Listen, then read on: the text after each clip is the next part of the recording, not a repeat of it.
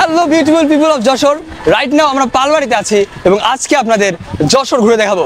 So let's go. Jessore বাংলাদেশের দক্ষিণ পশ্চিমাঞ্চলের এক ঐতিহ্যবাহী জেলা, যার পূর্বের নাম ছিল কসবা। 1864 সালে এটি জেলা হিসেবে গঠিত হয়। যশোর ছিল বাংলাদেশের প্রথম স্বাধীন জেলা এবং এখানে আছে বাংলাদেশের সবথেকে বড় স্থলবন্দর বেনাপোল। যশোরে এসে আমরা রাত্রে ঘুমিয়েছি মুন্সি মেহেরুল্লাহ। যশোরে বিসমিল্লাহ হোটেলে বিসমিল্লাহ বলে খাওয়া শুরু করে দিলাম। যশোরের মধ্যে অন্যতম একটা সুন্দর জায়গা যশোরের এই ঝাপা বাউর, এবং ডান পাশে দেখতে পাচ্ছেন সেই ভাসমান ব্রিজটা। এখানে সকালে এবং বিকালে আসলে দারুণ একটা অনুভূতি কাজ করবে, সত্যি অসাধারণ একটি জায়গা। এবং আমরা ঝাপা বাউরের সেই ভাসমান ব্রিজে, যশোরের ঝাপা ইউনিয়ন। দেখতে পাচ্ছেন আমার আশেপাশে যে ভিউ, কি সুন্দর সবুজ আর সবুজ, এবং সামনেই সেই বাউরটা।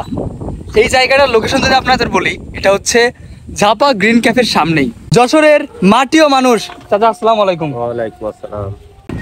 যশোরের অত্যন্ত সুন্দর গ্রামীণ একটি road. Welcome to Rajganj Mobarakpur. Monirampur সরকারি টেকনিক্যাল স্কুল অ্যান্ড কলেজের ভাই এবং আপুদের জানাই লাভ। যশোরের গ্রামীণ রোডের যে ভিউ, ছাড়লেই ফর ইউ। যশোরের কেশবপুর থানা। কোনো পুলিশ কিংবা আসামে যদি আমার ভিডিও দেখে থাকেন তাহলে কমেন্ট করবেন। কেশবপুরে বাংলাদেশ পানি উন্নয়ন বোর্ড ঠিকঠাক সবাইকে পানি সরবরাহ করেন। যশোর মাইকেল মধুসূদন দত্ত বাড়ি ও জাদুঘর।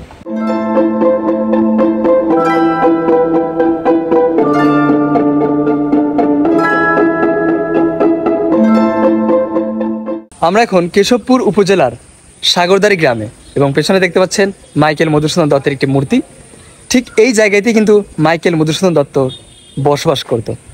আর একটা বিশেষ কোয়েশ্চেন বলে দিই, মাইকেল মধুসূদন দত্তের নিকনেম বা ছদ্মনাম টিমোথি পেন পয়েম। আচ্ছা মহিদুল, মাইকেল মধুসূদন সম্পর্কে একটা লাইন বলো।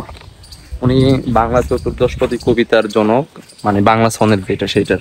শান্ত, এই যে মাইকেল মধুসূদন দত্ত, হ্যাঁ, কোন ধর্ম থেকে কোন ধর্মে রূপান্তরিত হয়েছে? খ্রিস্টান ধর্ম। কোন ধর্ম থেকে গেছে তাই বলতে পারলাম না। আমি জানি কি হিন্দি থেকে খ্রিস্টান। হ্যাঁ, গুড।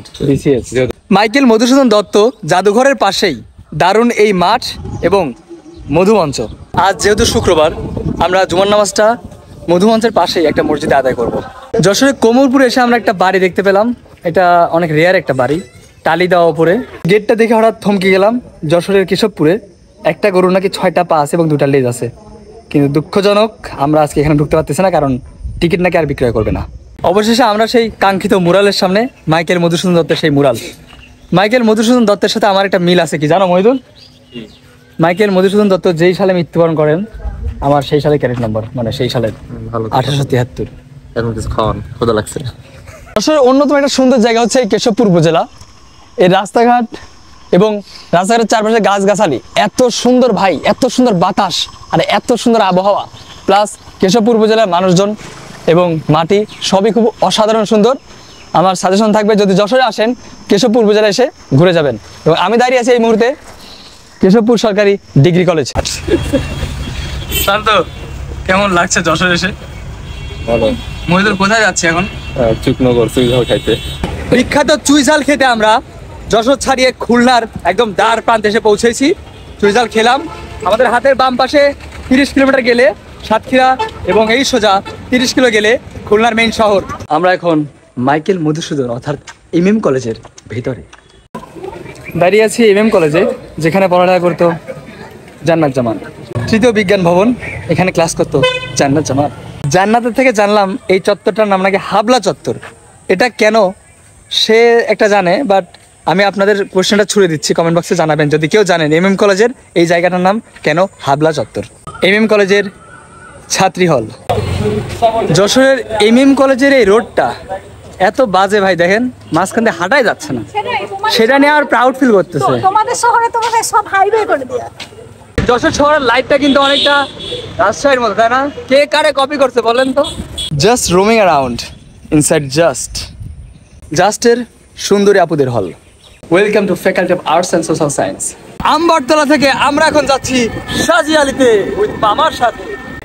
এটা হচ্ছে আমাদের সাজিয়ালি যাওয়ার পথে রোড। দেখছেন ভিডিও কি কাঁপাকাঁপি শুরু করছে, কারণ কি জানেন? রাস্তা দেখেন। তো যশোরে যারা কর্তৃপক্ষ আছেন, যেই দলে আছেন না কেন, যেই দল মত নির্বিশেষে যেই আছেন, রাস্তার ভাই ঠিক করেন, খুবই ইমার্জেন্সি। যশোরের সাজি আলী বাউর, তবে এই বাউরে আমি আসার জন্য রিকমেন্ড করব না, কারণ বাউরটা অনেক ছোট, একদম পুকুরের মতো। সাজি আলী বাউর থেকে ঘোরার পর আমরা এখন যাচ্ছি বুক ভরা বাউরে। ওয়েলকাম টু বুক ভরা বাউর। যশোরের চান্দুটিয়া সেই বুক ভরা বাউর। এই বাউরের বুক ভরা আসলে শুধু ঢেউ আর ঢেউ। যশোরের নদীগুলো মরা হতে পারে, বাট বাউরগুলো একদম তরতাজা। চান্দুটিয়া, আরিচপুর, গোবিন্দপুর, মঠবাড়ির শিক্ষার্থীদের জানাই সালাম। Jessore boat club.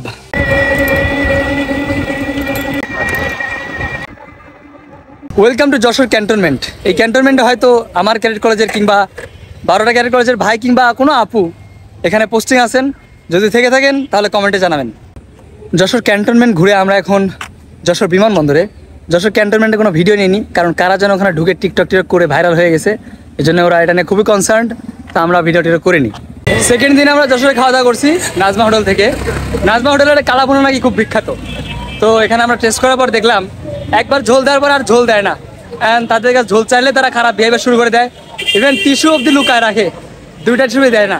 তারপরে তরকারিতে লবণ নাই, অ্যান্ড আই ডোন্ট নো এটা কেন এত ফেমাস। এরপর আর আসবো না, বয়কট। যশোরের মণিহার বাংলাদেশের সব থেকে বড় সিনেমা হল। আমরা এখন কোথায় আছি? ওই যে লেখা আছে welcome to doctor Abdur Razzaq municipal college. Shanto, এই কলেজে কারা পড়ে? মানুষ। আমরা এখন যশোরের সেই পৌর পার্কে। এখানে এসে দেখলাম একটা ব্রিজ, তার সামনে একটা ঘরের মতো, অ্যান্ড এত কিছু লেখা। এটা কি লেখা, কেন লিখছি, কেন?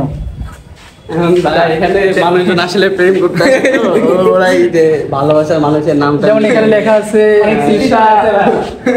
আর পড়া যাচ্ছে না, ইউটিউব। আচ্ছা, মেহেদি প্লাস স্বর্ণা 2000, মানে এখানে পুরো এগুলো লেখা প্রেম বৃত্তি আর কি হচ্ছে, যত স্মৃতি সবাই। ভাইরা হচ্ছে যশোরেরই, আমার জুনিয়র সব। দেখা হয়, ভালো লাগছে সবার সাথে।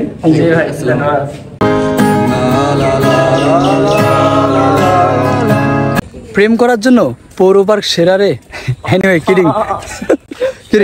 তবে না, সিরিয়াসলি পৌর পার্কে এসে খুবই ভালো লাগছে। পার্কটা অনেক বড় এবং অনেক জায়গায় বসার জায়গা আছে, অনেক সুদিং পরিবেশ। চারপাশে অনেকে গান গাচ্ছে, বসে আছে, কেউ বাবা মা ভাই বোন প্রেমিক প্রেমিকা বউ সবাই নিয়ে ঘুরে বেড়াচ্ছে। এবং আমরা আসলে জিনিসটা দেখে আমার একটা রাজশাহীর চিড়িয়াখানার কথা মনে পড়লো, বাট ইটস বেটার দ্যান চিড়িয়াখানা। আমরা এখন যশোর কালেক্টরেট ভবনে।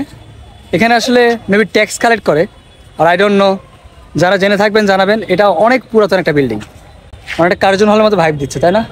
সেই মরা ভৈরব নদের পাশে, অর্থাৎ কালেক্টরেট বিল্ডিংয়ের সামনে। এবং যশোরে যদি আমার গার্লফ্রেন্ড থাকতো তাহলে আমি এখানে আর কি মানে মরা নদ দেখাতে আসতাম। ভাই একটা ম্যানেজ করে দে না। দেবো না, যশোরের মেয়েরা তোমাকে পাত্তা দিবে না। পাতা দেবে না? কিন্তু কেন? আমার মধ্যে কি নেই?